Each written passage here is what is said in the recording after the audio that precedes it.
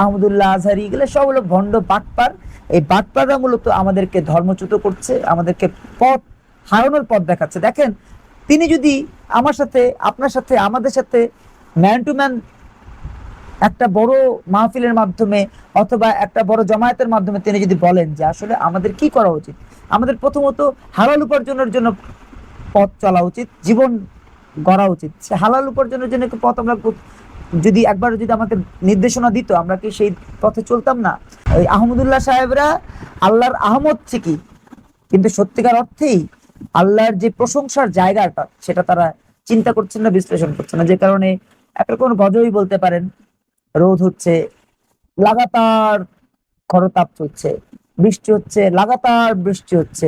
আহমদুল্লাহ সাহেবের ইউটিউবিং হয়তো ভালো চলছে, ইউটিউবিং এর বিজনেস ভালো চলছে, তার হয়তো ইমামতিতে ভালো বেতন তিনি পাচ্ছেন। আজহারি সাহেবের হয়তো ইউটিউবে ভালোই বিজনেস হচ্ছে, ফেসবুকেও তার দেখলাম যে একটা ভিউ, একটা ভিডিও ভিউ 2 মিলিয়ন 3 মিলিয়ন, তিনি হয়তো ভালো ইনকাম করছেন। ওই ইহুদিদের টাকা তারাও খাচ্ছেন, কারণ ইউটিউব আর ফেসবুক কিন্তু আপনার আমার মুসলমানদের কোনো প্রযুক্তি না। এই প্রযুক্তিও ইহুদি এবং নাসারাদের জন্মগতভাবে উৎসারিত প্রযুক্তি। সেই প্রযুক্তিতে আমরা কথা বলছি, সেই প্রযুক্তিতে ইস্তিসকার নামাজ যেটি পড়া হচ্ছে, যেটি আদায় করা হচ্ছে, আমরা সেটার প্রতি ধর্মীয় অনুভূতির জায়গা থেকে অবশ্যই শ্রদ্ধাশীল। কিন্তু যারা এই নামাজে অংশ নিচ্ছেন, তাদের উপার্জন, তাদের আয় আমার কাছে মনে হয় না যে হালাল। একজন হালাল উপার্জনকারী ব্যক্তি তিনি সূরা ফাতিহা 3 বার এবং সূরা ইখলাস 7 বার এবং আমাদের যে 4 কুল আমরা বলি, 4 কুল অর্থাৎ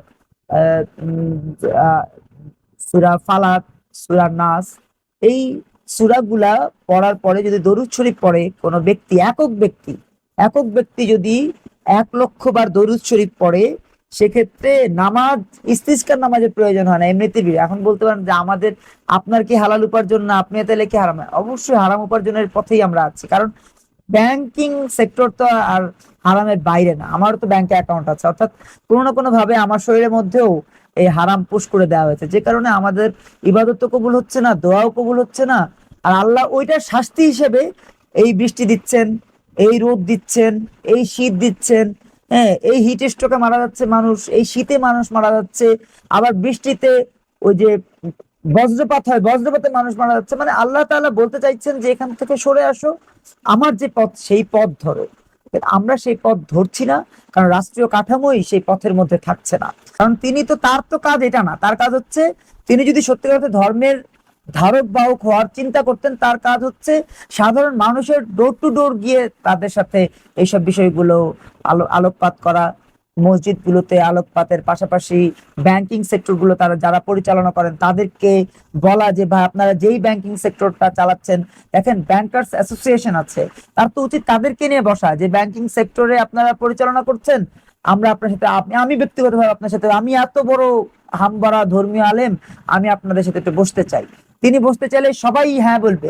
তখন তিনি গিয়ে বলেন না যে হালাল উপার্জন করার জন্য, হালাল পথে ব্যাংকিং করার জন্য কি প্রক্রিয়া আছে সেই প্রক্রিয়া আপনারা চলেন, আপনাদের বিজনেসও হবে, মানুষও হালাল উপার্জন করবে, হালাল ব্যাংকিং করবে। সেই কথা, কারণ এই কথা বললে সবাই যদি হালাল ব্যাংকিং এ চলে যায়, তার তো ইউটিউব বিজনেস বন্ধ হয়ে যাবে। ওই যে হায়েজের পরে কি হবে, নেফাজের পরে কি হবে, এই অবস্থা আর কেউ দেখবে না। যে কারণে তারা আসলে এইসব করতে চান না। তারা চান মানুষ অন্যায়ের পথে থাকুক, মানুষ অন্যায়ের পথেই চলুক, তারা ইউটিউবিং করে আরো কোটি কোটি টাকা উপার্জন করুক।